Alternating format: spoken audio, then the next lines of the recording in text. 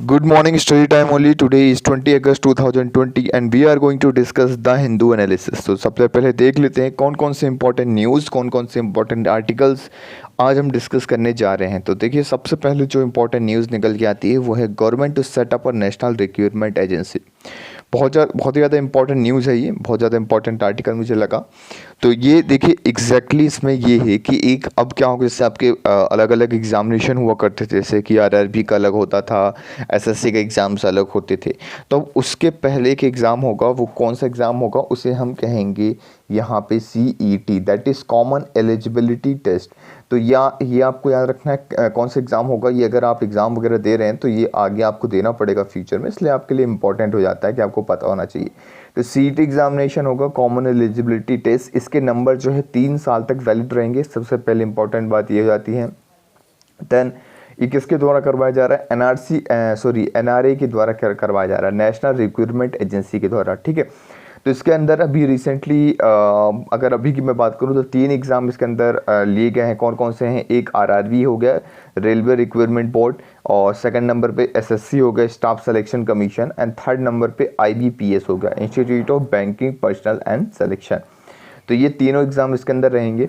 अब सपोज़ एक मैं आपको एग्जांपल देता हूँ, यहाँ पर 12 लैंग्वेजेस में अलग अलग जगह करिकुलम के हिसाब से इसको कंडक्ट करवाया जाएगा, एलिजिबिलिटी क्या रखी जाएगी। अब सपोज़ इसमें आपको नंबर लाना है, सपोज़ 90 नंबर क्राइटेरिया रखती है RRB ने कि 90 नंबर के ऊपर वाला जो है RRB का फॉर्म भर सकता है। जो इसको पास करेगा, सपोज़ आपके 90 नंबर आए तो फिर आप उसमें आगे इसका फॉर्म भरेंगे और आगे जाएंगे प्रोसेस में। ठीक है, तो इस तरीके से SSC ने कुछ और यहाँ पे रख दिया, ठीक है, IBPS ने कुछ और क्राइटेरिया रख दिया।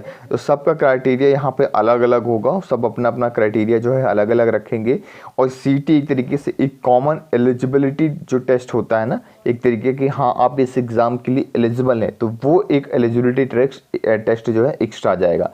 याद रखिएगा ये 3 सालों के लिए इसका स्कोर जो है वैलिड रहेगा। ठीक है, लेकिन साथ में एक चीज़ और, सपोज अगर आपने इस साल दिया और आपके इतने कुछ नंबर आ गए, 100 नंबर आ गए, लेकिन सपोज आपको चाहिए कि आप इसका स्कोर इंप्रूव करना चाहते हैं, तो नेक्स्ट ईयर आप इसको फिर दे सकते हैं और अपडेट करवा सकते हैं कि मेरा स्कोर 150 पहुंच चुका है और मेरा अब स्कोर अच्छा आ चुका। तो इस तरीके से आप ये चीज़ कर सकते हैं। ठीक है, तो ये CET एग्ज़ाम के बारे में आपको पता होना चाहिए। नेक्स्ट आर्टिकल है हमारा, cabinet approve leasing of 3 airport. देखिए, तो कैबिनेट ने अप्रूव कर दिया है 3 एयरपोर्ट्स की लीजिंग के लिए। PP model for the 50 year propose, 50 साल के लिए जो प्रपोज मॉडल है ये आपको पता होना चाहिए। 50 ईयर तक के लिए यहाँ पे PPP मॉडल में जो है प्रपोजल लीजिंग मिल चुका है। तो ठीक है, तो अब ये PPP मॉडल क्या होता है? सबसे पहले तो ये इंपॉर्टेंट होता है, GS पेपर 3 के से डायरेक्टली रिलेट करता है और डायरेक्टली क्वेश्चन पूछा जा सकता है। Public private partnership involve collaboration between the government agency and the private sector company. जब भी हम नाम से समझ में आ रहा होगा, पब्लिक प्राइवेट पार्टनरशिप।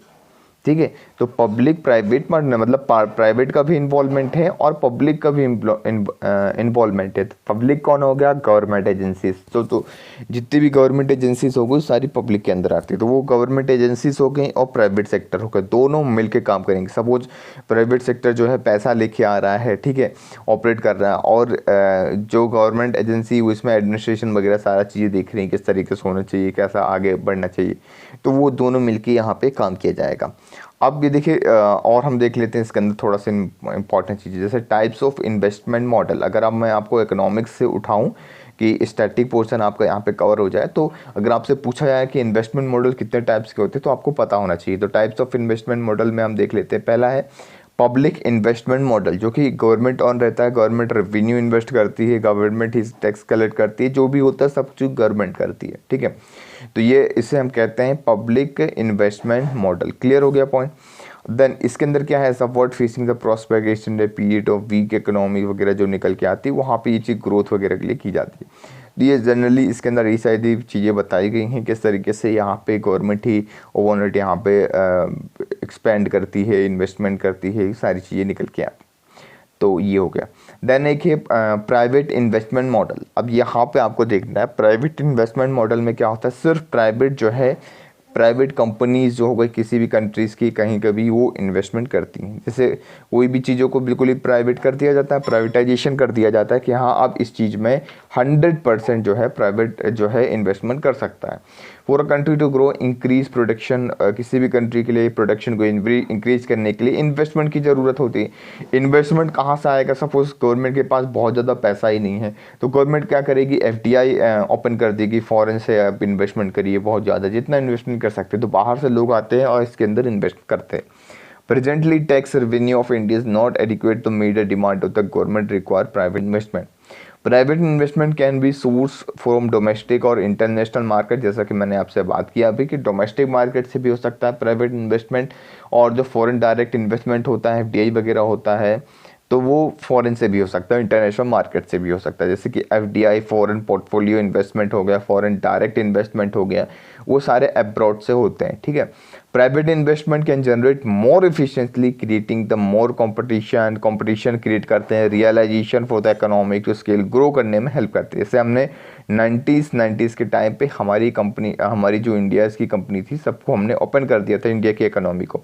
तो जिससे क्या हुआ, प्राइवेट पीपीपी मॉडल आ गया हमारे पास और प्राइवेट का इन्वेस्टमेंट काफ़ी तेज़ी से बढ़ा, जिसकी वजह से हमारी जो इकोनॉमी है ग्रो हुई। तो ये हमने सेकंड मॉडल देखा। थर्ड मॉडल क्या है? Public private partnership. Public private partnership में क्या है हमारा? PPP model, that mean arrangement of between the government of partnership, जो अभी हमने डिस्कस किया।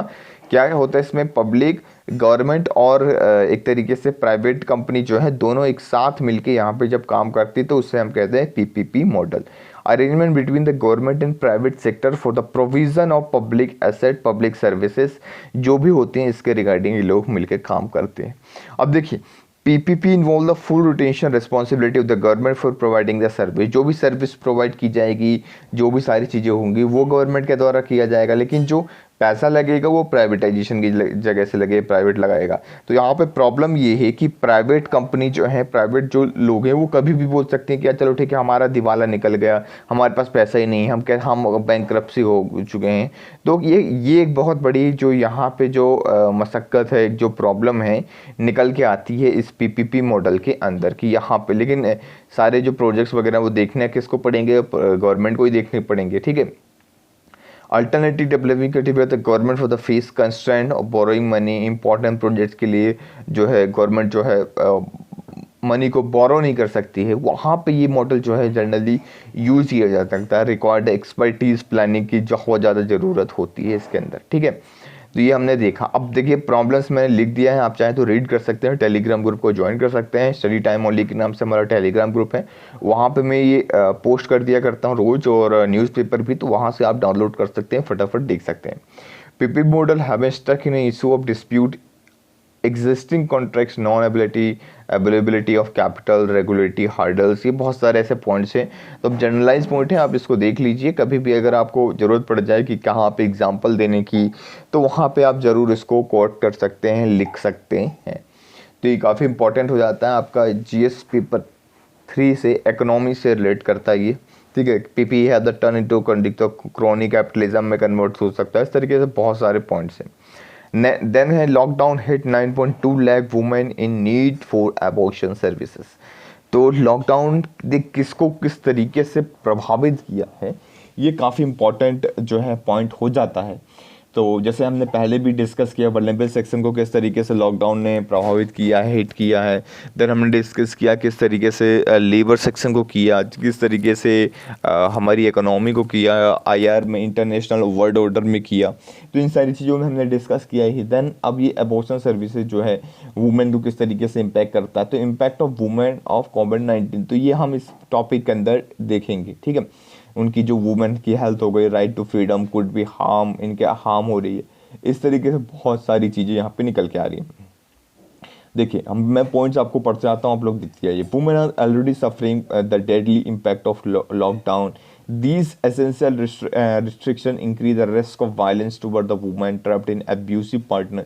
देखिए, जनरली क्या होता है, ये कॉन्फ्लिक्ट्स निकल के आते जब साथ में लोग रहते हैं, तो उसकी वजह से, वरना अगर आदमी जो है कहीं और बिजी रहता तो इस वजह से कॉन्फ्लिक्ट कम होते थे। लेकिन यहाँ पे देखा गया कि जो डोमेस्टिक वायलेंस है, कॉन्फ्लिक्ट्स हैं, वो बहुत ही तेज़ी से निकल के आए, क्योंकि लोग साथ में रहेंगे, घर पे रहेंगे, उसकी वजह से बहुत ज़्यादा प्रॉब्लम्स निकल के आए।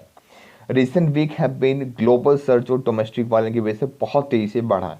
Support of services for women risk fees cut and closure, जो सपोर्ट ऑफ वुमेन मिलना चाहिए यहाँ पे सर्विस वगैरह के अंदर, वो बिल्कुल कट हो गई, क्लोज हो गई। ठीक है, अब ये चीज़ भी आपको याद रखना है, जब भी वुमेन एम्पावरमेंट से रिलेटेड टॉपिक हो या वुमेन से रिलेटेड कोई भी टॉपिक हो तो हम इन सारी चीज़ों को लिख सकते हो, मेंशन कर सकते हो। Threat to women right freedom of कोविड-19 गोज बियॉन्ड द फिजिकल जो वायलेंस उनके साथ होता था उसके साथ उसके अलावा भी जा रहा है, मेंटली उसको हरास वगैरह वगैरह बहुत सारी जो प्रॉब्लम से निकल के आ रही।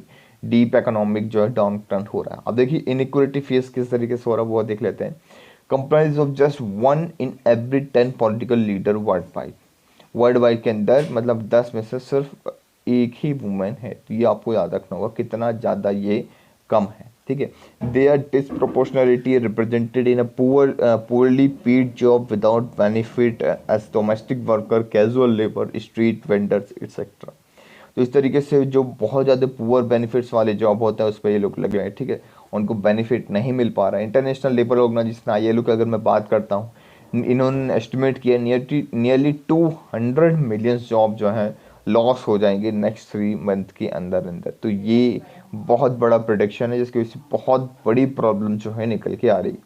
लूजिंग पेड एम्प्लॉयमेंट जो है गवर्नमेंट यहाँ पे लूज करेगी। Fees are use increase in care work due to the closure, delay in the return to paid labor forces. Many girls have had their education cut short. तो इसकी वजह से बहुत सारी जो है ये प्रॉब्लम्स निकल के आई। मैनी गर्ल्स ने एजुकेशन वगैरह को कम कर दिया गया बहुत सारे बच्चियों का। ये सारी पॉइंट जो है हमने देख लिया। इसके अंदर क्या ज़रूरत है भी करने की, women in pandemic related decision making, prevent worst cases, यहाँ पे हमें सिनेरियो को जो है फेस करना चाहिए और किस तरीके से जो इन्फेक्शन वगैरह निकल के आ रहे हैं, शॉर्टेज हो रही है जिस तरीके से, बहुत ज़्यादा प्रॉब्लम्स होती हैं, आप सभी लोग जानते हैं सारी चीज़ों को। तो ये जो है बेसिक जो प्रोटेक्शन है उनको देने की ज़रूरत है, उनकी जॉब सिक्योरिटी देने की ज़रूरत है, उनकी जो क्रेडिट होम लोन वगैरह जो है लोन्स वगैरह की ज़रूरत है, क्रेडिट का मैंने भी आपको बताया। डोमेस्टिक वायलेंस से किस तरीके से बचा जाए उसकी एक बहुत बड़े लेवल पे हमें रिसर्च और डिसीजन मेकिंग की ज़रूरत हो जाती है। साथ में ही स्टडी की ज़रूरत हो जाती है कि आप उनकी जो स्टडी हो रही है वो बिल्कुल बंद मत करवाइए, एजुकेशन को बिल्कुल बराबर चलने दीजिए। ये सारी चीज़ें बहुत ज़्यादा इंपॉर्टेंट हो जाती हैं। तो देखिए हमने ये चीज़ डिस्कस किया। आज के आर्टिकल के अंदर ऐसा कुछ खास नहीं था, बहुत छोटी छोटी बातें थी, तो इसलिए हमने छोटी छोटी लेवल पे हमने ये चीज़ डिस्कस करी। आपको कमेंट सेक्शन के अंदर बताना है किस तरीके से हमारा लेक्चर रहता है, और साथ में कुछ अगर नए सुझाव देने हैं तो वो ज़रूर बताना है, और लेक्चर को ज़्यादा से ज़्यादा लोगों तक शेयर करना है जिससे हम और भी नए इनिशिएटिव ज़रूर आपके सामने लेके आएँ। So thank you very much for the discussion.